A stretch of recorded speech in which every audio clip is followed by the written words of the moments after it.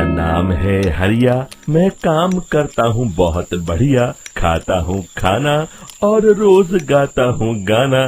अरे यार, आज तो बहुत देर हो गई। इस खतरनाक जंगल को देखकर तो मेरे हाथ पैर ठंडे हो गए हैं। अगर मैं वक्त पर गांव नहीं पहुंचा तो मालिक बहुत नाराज हो जाएंगे। तभी हरिया को एक आवाज सुनाई देती है। सुनिए हरु जी। अरे, ये आवाज किसने दी? तभी हरिया को सामने कुछ दूर एक औरत खड़ी दिखाई देती है। अरे भाई, ये औरत अकेली इतनी रात को इस जंगल में क्या कर रही है? चलकर पूछना पड़ेगा। फिर हरिया अपनी बैलगाड़ी उस औरत के सामने लाकर रोक देता है और उससे पूछता है। अरे सुनिए, आप इतनी रात को इस खतरनाक जंगल में अकेली क्या कर रही हैं? तभी वो औरत मीठी आवाज में कहती है। अरे हरु जी, आप आ गए। मैं कब से आपका इंतजार कर रही थी। वैसे तो यहाँ से काफी लोग गुजर चुके हैं, लेकिन मैं खास आपका इंतजार कर रही थी। अच्छा, तुम सच कह रही हो? मुझे तो यकीन नहीं हो रहा है। वो क्या है ना, आज तक किसी ने मुझसे इतने प्यार से बात नहीं की। हाँ हाँ हरु जी, मैं सच कह रही हूँ। अब देर मत करिए और जल्दी से मुझे मेरे घर तक छोड़ दीजिए। हाँ हाँ, कौन सी बड़ी बात है, अभी छोड़ देता हूँ। आप मेरे पीछे बैलगाड़ी में बैठ जाइए और मुझे रास्ता बताते चलिए। फिर वो औरत हरिया की बैलगाड़ी में बैठ जाती है और हरिया बैलगाड़ी हाँकता हुआ आगे चल पड़ता है। फिर उस औरत के बताए हुए रास्ते पर चलते चलते हरिया बैलगाड़ी लेकर एक काली गुफा के आगे आकर रुक जाता है। हरिया उस औरत से पूछता है। हाँ देवी जी, आपका घर कहाँ है? यहाँ तो एक गुफा के अलावा और कुछ नहीं है। तभी अचानक वो औरत हवा में उड़ने लगती है। देखते ही देखते उसका सुंदर रूप एक डरावनी चुड़ैल में बदल जाता है और वो जोर जोर से हंसती है। अरे तू तो एक नंबर का बेवकूफ निकला। तू तो बड़ी आसानी से मेरी बातों में आ गया। अरे मर गया रे, ये तो एक चुड़ैल है। हे भगवान बचा ले, ये तो बड़ी डरावनी दिखाई दे रही है। और फिर अगले ही पल हरिया की बैलगाड़ी में रखा सारा सामान हवा में उड़ता हुआ उस काली गुफा के अंदर चला जाता है और वो चुड़ैल भी उस गुफा के अंदर जाकर कहीं गायब हो जाती है। हरिया ये नजारा देख बुरी तरह घबरा और परेशान हो जाता है। अरे, ये चुड़ैल तो मेरा सारा सामान लेकर गुफा में गायब हो गई। अब क्या होगा?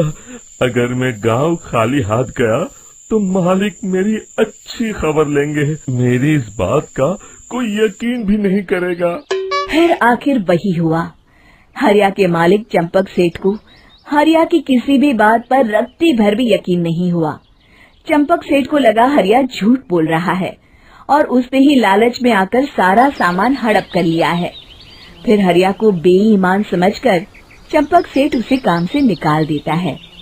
अगले दिन अपनी दुकान में परेशान बैठा चंपक सेठ गुस्से में बड़बड़ाता है। अरे, दुकान में तो सामान बिल्कुल भी नहीं है। अब मुझे ही शहर जाकर सामान लाना होगा। फिर वो अपनी बैलगाड़ी लेकर शहर चला जाता है। शहर से सामान लेकर जब चंपक सेठ वापस गांव लौट रहा होता है, तभी उसे एक आवाज सुनाई देती है। चंपक जी, ओ चंपक जी। अरे, ये तो कोई मेरा नाम लेकर मुझे पुकार रहा है। फिर उस रास्ते में वही औरत खड़ी दिखाई देती है। फिर क्या था, हरिया की तरह चंपक सेठ भी उस औरत के पास अपनी बैलगाड़ी लेकर जाता है और वो भी उसकी चिकनी चुपड़ी बातों के मुंह जाल में फंस जाता है। फिर चुड़ैल उसे भी अपनी गुफा तक ले जाती है और उसका सारा सामान लेकर गुफा में गायब हो जाती है। बेचारा चंपक सेठ लाचार होकर खाली हाथ गांव लौट आता है। फिर ये उस जंगल में रोज की बात हो जाती है। जो कोई भी शहर से कुछ लेकर गांव की तरफ लौटता, वो चुड़ैल उसे बेवकूफ बनाकर उसका सारा सामान लेकर गुफा में गायब हो जाती। एक दिन हरिया एक लकड़हारे को उसी जंगल की तरफ जाते हुए देखता है। फिर हरिया उसे रोकते हुए कहता है, अरे भाई, क्यों अपनी मौत को दावत दे रहे हो? मेरी बात मानो, आगे जंगल में मत जाओ, वहाँ एक बड़ी भयानक चुड़ैल रहती है। लकड़हारा हरिया की बातों को नजरअंदाज करते हुए कहता है, अरे भाई, मुझे पहले ही बहुत देर हो चुकी है, मुझे जाने दो भाई। शाम तक लकड़ियाँ काट कर शहर के बाजार में बेचना है। तुम अपनी ये कहानी किसी फुर्सत में बैठे इंसान को सुनाओ, मैं तो चला। इतना कहकर लकड़हारा वहाँ से आगे जंगल की तरफ चला जाता है। फिर अगले दिन गांव के मुखिया के घर के बाहर बहुत सारे लोग जमा हो जाते हैं। तभी हाथ में कुल्हाड़ी लिए खड़ा लकड़हारा कहता है, अरे मुखिया जी, अब आप ही हमें बचाइए उस जंगल वाली चुड़ैल से। हमारा सारा काम तो शहर से ही होता है। अरे मुखिया जी, उस चुड़ैल की वजह से तो मैं पूरी तरह बर्बाद हो गया हूँ। हम सबको मिलकर उस चुड़ैल का कोई इलाज करना पड़ेगा। तभी भीड़ में खड़ा वीरा कहता है, आप लोग चिंता मत करिए, कल से वो चुड़ैल किसी को नहीं लूट पाएगी। मेरे पास एक बहुत अच्छी तरकीब है। तभी चंपक सेठ उसका मजाक उड़ाते हुए कहता है, अरे तेरा नाम वीरा है तो क्या हुआ? तूने अभी उस चुड़ैल को देखा नहीं है? जाकर अपना काम कर, बड़ा आया। तब मुखिया जी कहते हैं, नहीं चंपक सेठ, मुझे लगता है हमें इस लड़के को एक मौका देना चाहिए।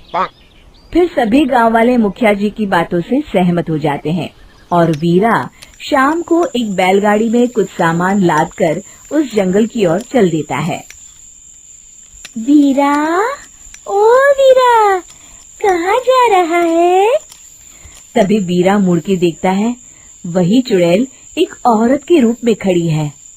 अरे बहन जी, मैं आपको ही ढूंढ रहा था। देखिए, मैं आपके लिए क्या लाया हूँ। अरे वाह, तो खुद मेरे लिए इतना सामान लाया है। तू ही अकेला गांव में समझदार है। जरा देखो, मैं भी खोल के, बड़े भूख लगी है। जैसे ही चुड़ैल उस सामान पर से कपड़ा हटाती है, एक भगवान शिव की तेज रोशनी उसके अंदर मूर्ति से निकलती है और चुड़ैल अपने असली रूप में आकर जलने लगती है। अरे मैं जल रही हूँ, बचाओ, बचाओ, ओम नमः शिवाय, मर गई मैं। देखते ही देखते वो चुड़ैल राख के साथ उड़ जाती है और सभी गांव वाले भी वहां आ जाते हैं। शिक्षा बुराई पे सदा अच्छाई की ही जीत होती है।